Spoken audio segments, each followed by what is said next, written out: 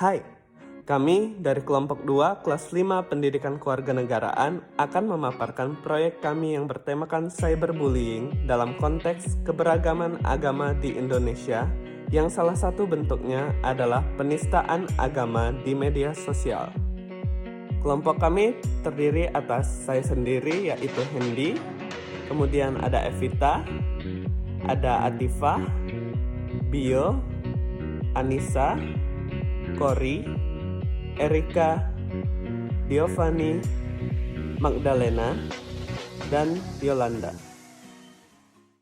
Perundungan di media sosial atau sering disebut dengan cyberbullying semakin marak terjadi di era digital ini. Di Indonesia sendiri, dengan kondisi keragaman yang ada, cyberbullying terus terjadi terutama dalam keberagaman agama.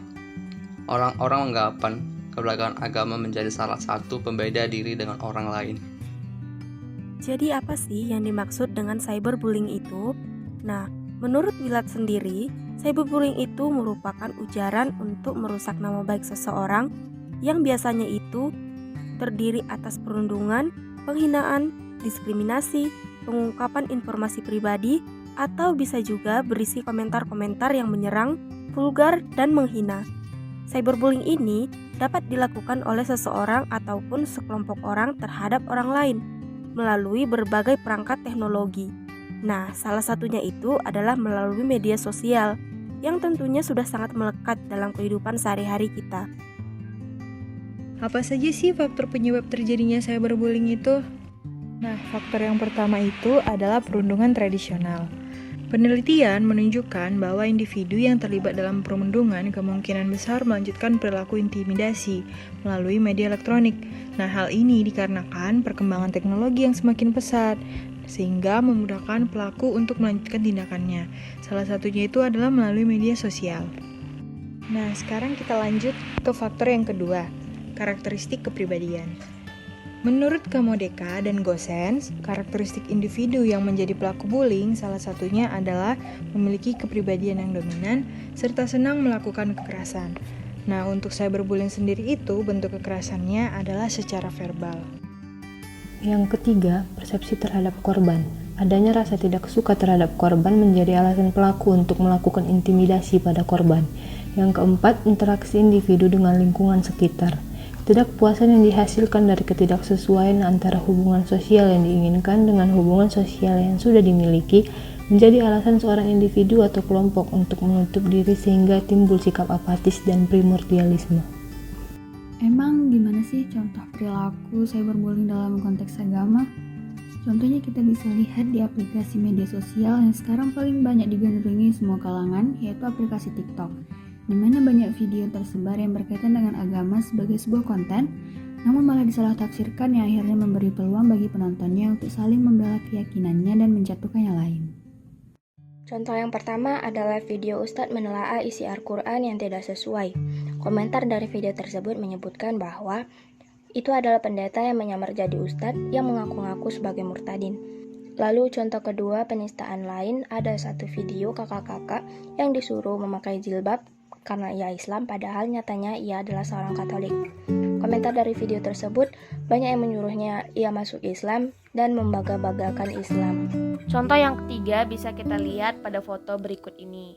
Terlihat ada seorang perempuan yang sedang membuat satu konten. Dalam konten itu, ia menuliskan kalau kamu anak Tuhan, yang dalam agama Kristen ini diartikan pengikut Kristus. Tetapi hal ini disalah-tafsirkan dan menimbulkan beragam komentar. Hal itu bisa kita lihat di dalam foto selanjutnya. Dan hal ini tidaklah benar, karena sebagai umat beragama seharusnya kita saling bertoleransi dan memahami pendapat-pendapat yang lain gitu. Kita harus memahami bahwa di Indonesia ini multiras, multiagama, dan kita harus bisa saling hidup dalam multi budaya itu. Contoh yang keempat, ada salah satu netizen yang menjelek-jelekkan agama Kristen dengan membuat nama akunnya Kristen_sampah. Hal ini menimbulkan masalah karena hal ini dianggap tidak menghargai agama-agama lain yang berada di Indonesia. Seharusnya kita sebagai orang yang beragama, berpendidikan, kita harus menoleransi perbedaan agama, perbedaan suku, perbedaan budaya. Karena kita Indonesia itu Bhinneka Tunggal Ika, yang artinya tetap berbeda namun kita tetap satu. Lalu, apa dampak yang ditimbulkan dari perilaku cyberbullying dalam konteks agama ini? 1. Menyebabkan perpecahan antara umat beragama. Yang kedua, individu terdoktrin dan mulai meragukan keyakinannya sendiri.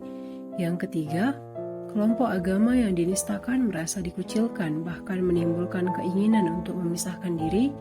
Dan yang keempat, timbul perasaan balas dendam antara individu atau kelompok. Dan yang terakhir, semakin menghambat rasa toleransi antar umat beragama. Oleh karena itu, stop penistaan agama di media sosial. Kenapa sih penistaan agama harus dihentikan di media sosial? Penistaan agama akan mengakibatkan perpecahan bangsa yang terjadi karena konflik sosial dalam kehidupan bermasyarakat.